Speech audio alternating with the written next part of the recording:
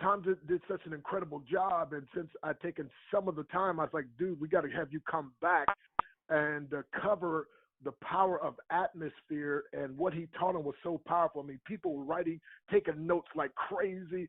And so you want to get something to write on, something to write with. I promise you, my friend, if you learn the principles that he's going to teach you today, the power of setting atmosphere, Tom, can you hear me, it's sir? time for you to stop being a thermometer and be a thermostat. So, Tom, do what you do best, man. Empower God's people. You bet. Well, I'm excited to be here, and today I want to talk about atmosphere. But first, what I want to ask a question is, here's a question: where and Dr. Breakthrough, I know you like words, so you're going to like this one. Where do good habits live?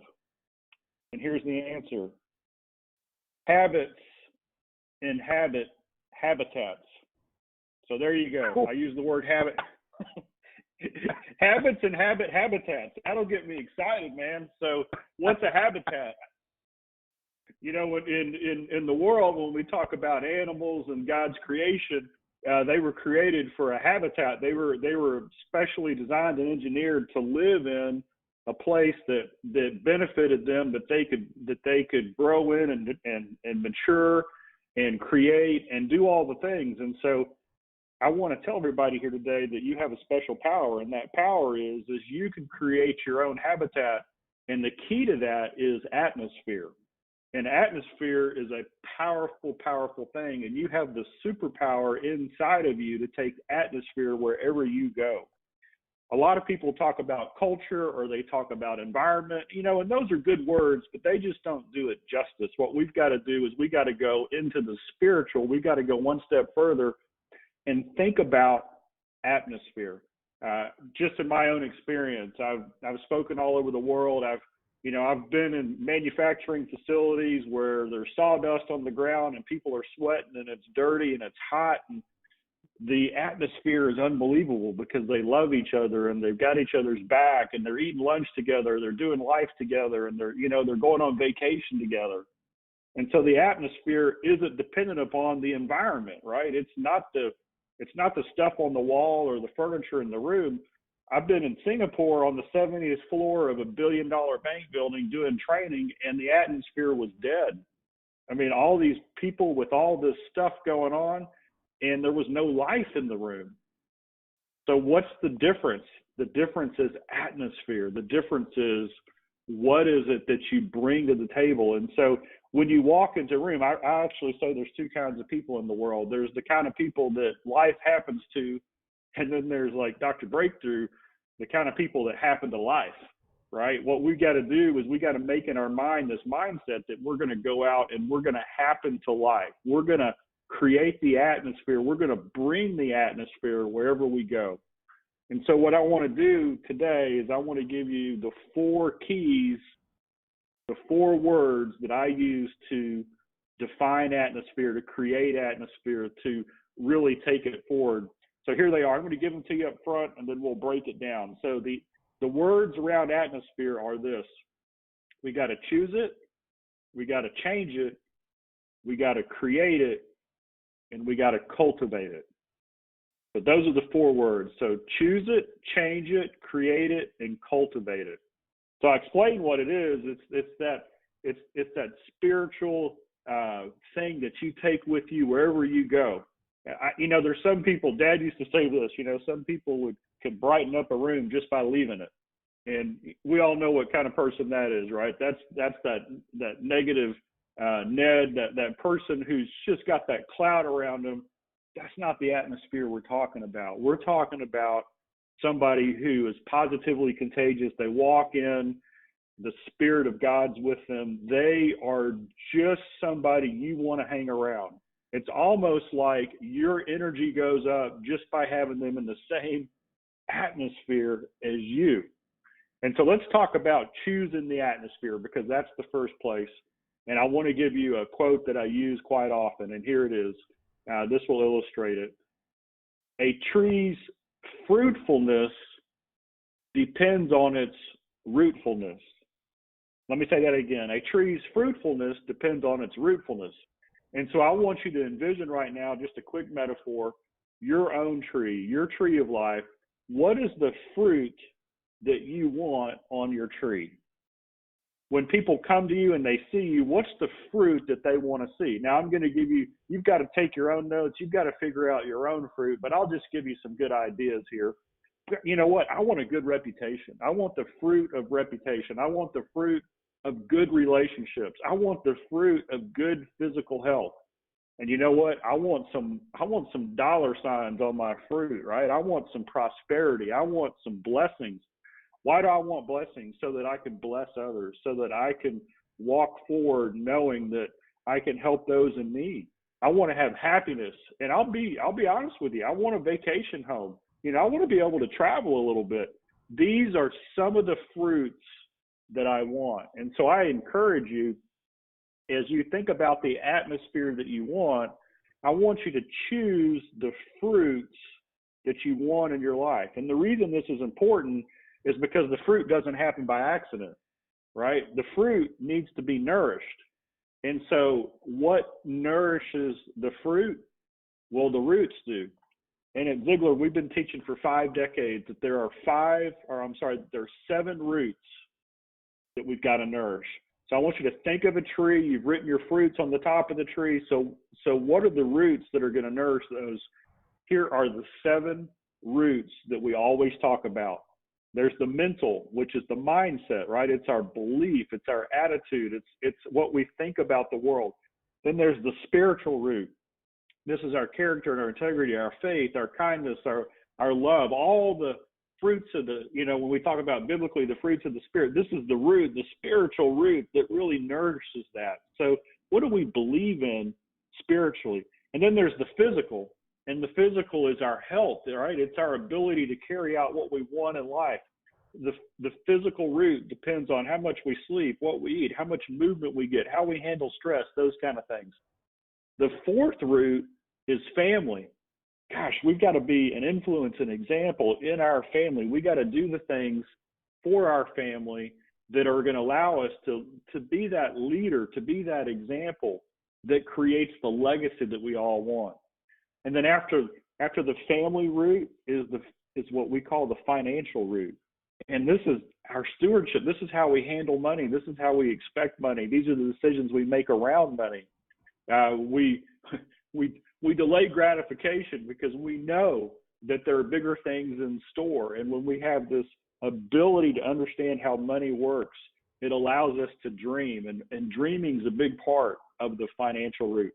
And then the next root, the 6th root, is the personal root. And then this one is what brings us energy? What are the goals that we have in our life? What is it that makes us uniquely us? That if we understand who we are, how God created us, how we're going to go to that next level. And finally, there's the 7th root, which is career.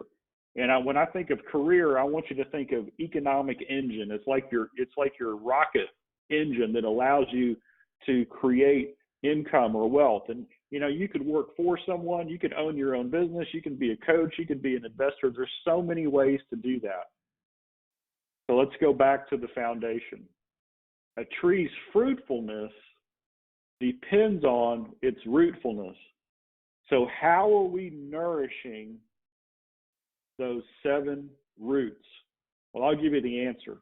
The answer is this. We've got to create habits in each one of those roots that automatically produce the fruit. And I'll just give you an example. If our fruit that we want to have is great relationships, which of the roots do we have to create good habits in? Well, obviously mindset, because if we don't have the right attitude, the right mindset, the right belief, it's going to be difficult to have good relationships. Oh, what about the spiritual root? Absolutely. Can you have a good relationship without trust, without integrity, without the character qualities that we've got to develop? No, you can't. So we've got to develop that. What about the physical root? Hey, if we're going to have good relationships in life, we've got to take care of our physical health. Otherwise, we're not going to have the energy and the capacity to help others and make a difference in their lives. So you can see where we're going here. We've got to create habits in each of these roots so that the fruit becomes automatic. Just about every good fruit needs multiple habits and multiple roots. And just remember this, that good habits nourish your roots, and all a good habit is a good choice made over and over again. The second one, okay, so that was choose it. So if we want to create the atmosphere in our life, first we've got to have a very clear picture of the atmosphere that we want. And what do we want? We want an atmosphere that good fruits live in. That's the habitat, right? That's the atmosphere. So number two is we got to change it. So here's the reality. We're going to go through life and we're going to get knocked down. Life is tough and things aren't going to go our way every day. And what we'd hoped would happen sometimes doesn't happen. We're going to have to overcome obstacles and barriers. There could be relationships that break down or illness. There's all kinds of things that can go on. But here is a superpower. We can change the atmosphere wherever we go. But until we know the atmosphere we want, it's hard to change it. And so what do I love? I love an optimistic, positive, life-giving atmosphere, an atmosphere filled with hope and encouragement. So I'm going to tell you about a trip that I took last year, January 3rd, 2019. I was in Grand Rapids, Michigan. I got done speaking. I was coming back to Dallas, and my plane had to connect from Grand Rapids to Chicago to Dallas. The direct flight left at 3 o'clock from Grand Rapids to Dallas, but I wasn't going to get to the airport until 3 o'clock, so I couldn't make that flight.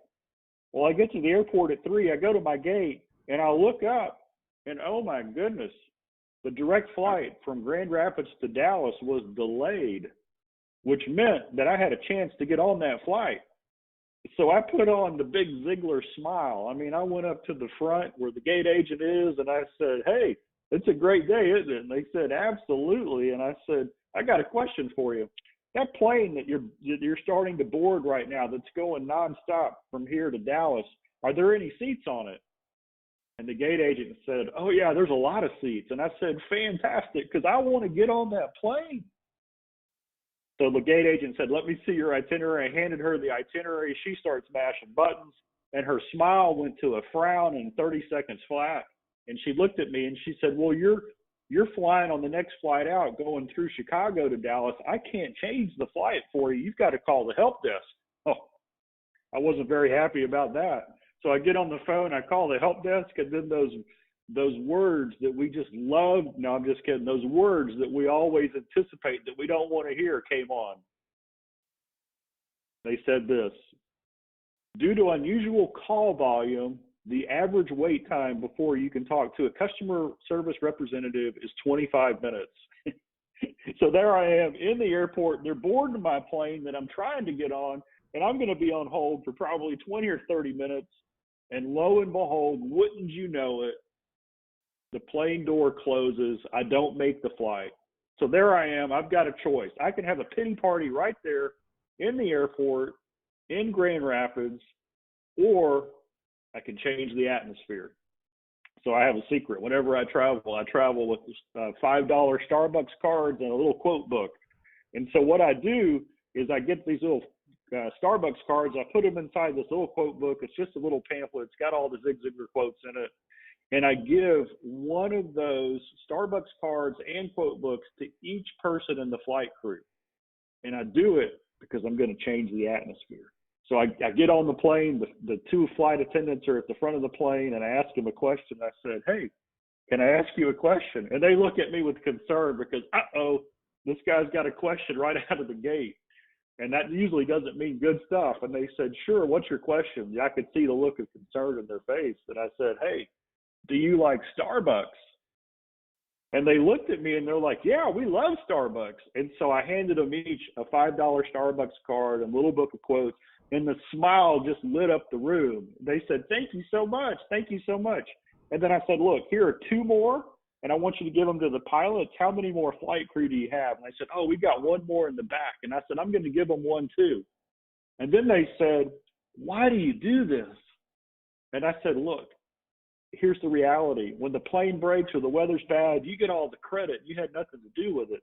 But when things go smooth and you do a great job, nobody says thank you. This is my way of saying thank you in advance because I appreciate what you do. Oh, their smiles were beaming. And before I got off the plane, I had selfies with them. I had pictures with the pilots. They gave me some free food. I mean, stuff that I'm not expecting, right? I'm just trying to change the atmosphere.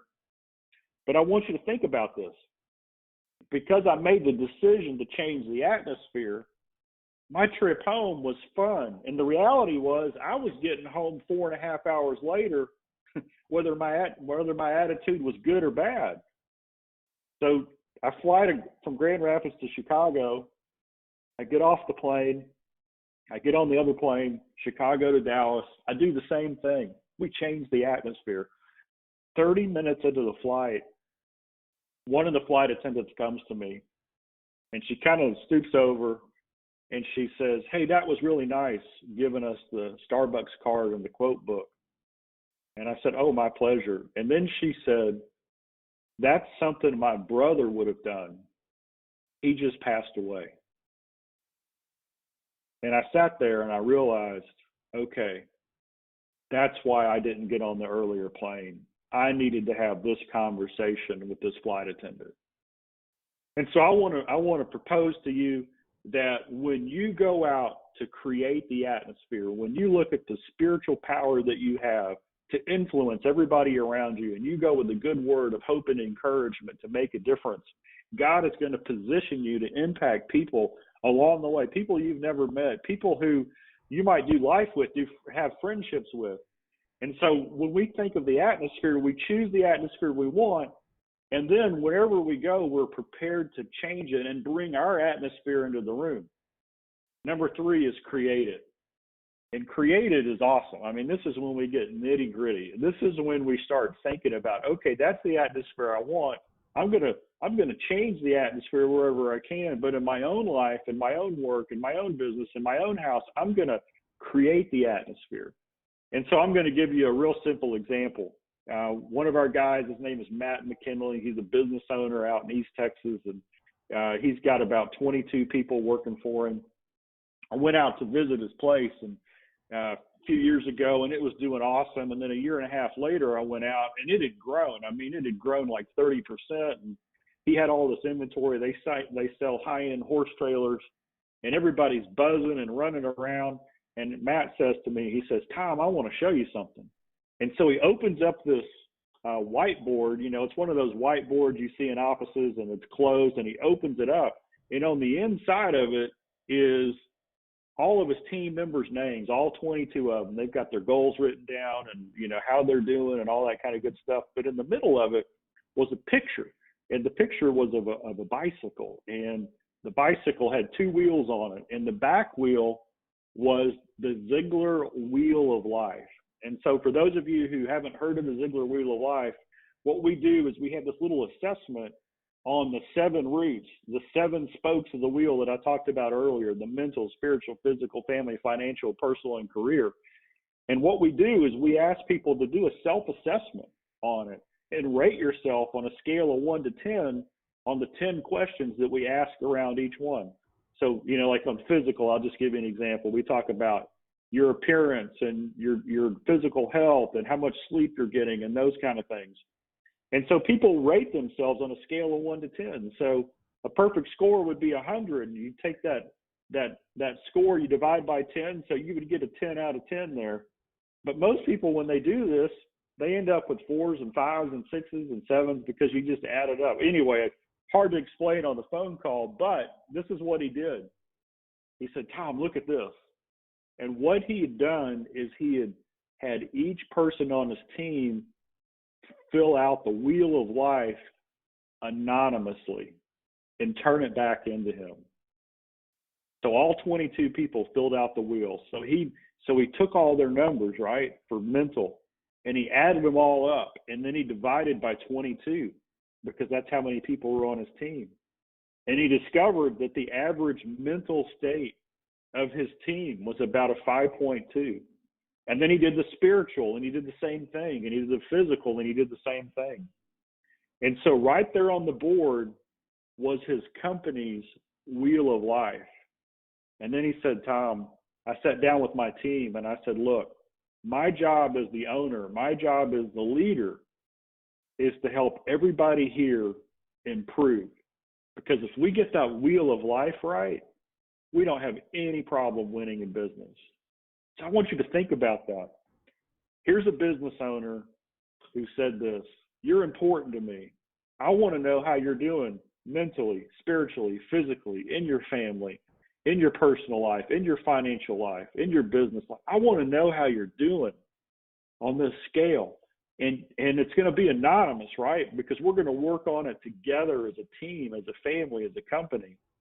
And my job is this: to help you grow in each of those areas, because I know that if your mental life is strong, your spiritual life is strong, your physical health is good, your family life is good, your financial life is good, your personal life is good, that we're not going to have any trouble here at our business. And I looked at him and I said, Matt, man, that's amazing. And then he smiled, and we were sitting in his office, and I was looking at him and he was looking at me, and behind me was all of his employees out there working on the floor. And he looked at me and he said, Tom, when I got this right, and he pointed to his heart, he said, when I got my heart right, I got that right. And so then he pointed to his team. And so this is what I want to tell you. When we choose the atmosphere for ourselves, right, the fruit that we want to have, and we go to work to build on our own atmosphere so we can create the fruits, when we start working on the habits that automatically produce the fruit in our own personal life, that's really getting our heart right. And when we get our heart right, then we can go out and create the atmosphere for those we do life with, for those we work with. So that's the third step. So remember, it's choose it, change it, create it, and the last one is cultivate it. Because here's the reality. Man, life changes every day. Things come up. It doesn't matter who you are or where you are or what you're doing. It's going to be a little bit different tomorrow than it is today. But we got to cultivate it every single day. What does cultivation mean? It means we got to fertilize it. We got to continue the right input. We got to grow on a daily basis. We got to seek out truth and wisdom and associate with the right kind of people. Get a coach or a mentor. We got to find people who are already where we want to be and find out how they got there. And then we got to do different things on a daily basis to get different results. So we got to cultivate it. We got to choose the right input. And that means that we also might have to guard our hearts and our minds against the wrong input. Cultivation means we got to do some weeding every now and then. We got to take an honest assessment of some habits that we might have developed that are keeping us from where we want to go. So when we choose the right input and then we cultivate the right area, right? We weed it and we water it and we fertilize it, the tree grows. But it's a never-ending growth, right? It's a never-ending attention. So that's it. You guys, we all, every single one of us, we got a choice today. Are we going to happen to life, or are we going to let life happen to us? And here's what I want to tell you. If you make a commitment to create the atmosphere, choose the atmosphere, change the atmosphere, cultivate the atmosphere wherever you go, life is going to be a lot more fun. So there you go. There's a little teaching on atmosphere. Remember, a tree's fruitfulness depends on its rootfulness. And when you use the power of atmosphere, it will change your life. All right. Wow. Man, oh man, oh man, that's incredible. And so in essence, what I heard you saying is your attitude also affects the atmosphere, but you went a step beyond, and you actually gave us 4 powerful things that we can do about that. And so I hope everyone under the sound that's live on this call, and if you're not live, if you hear the recording, that you will, I like to say note takers are money makers, but action takers are bigger money makers. So it's good to take notes. And I've got all the 4 things written down, then the 7 things, the 7 roots, but it's more important to take action on the notes that you took. And so we trust that's what you do. The Bible says the word preached did not profit them, not being mixed with faith in them that heard it. So whereas other folks were blessed, others weren't. And the only difference was some just heard it, but others applied it. And so I applaud you for hearing it. Now let's heed it, let's apply it, And guess what? You get to see incredible benefits, but not just that. You get to be an atmosphere changer, atmosphere creator, atmosphere cultivator, atmosphere changer, and you get to choose it. And so, thank you very much, Tom. This is very powerful. And folks, do you see now why? After hearing him, I was like, "Bro, you got to come back and cover that." So this could see. You don't understand it, but I often say it takes one person, one decision, or one action to change your life forever. You are that person. You must decide, and you must take action. And Tom has just armed you with things today that you can change the rest of your life. Listen, you can change today, and you can change every day hereafter. You can change the rest of your life because he just gave you something very profound and yet very simple that you can utilize.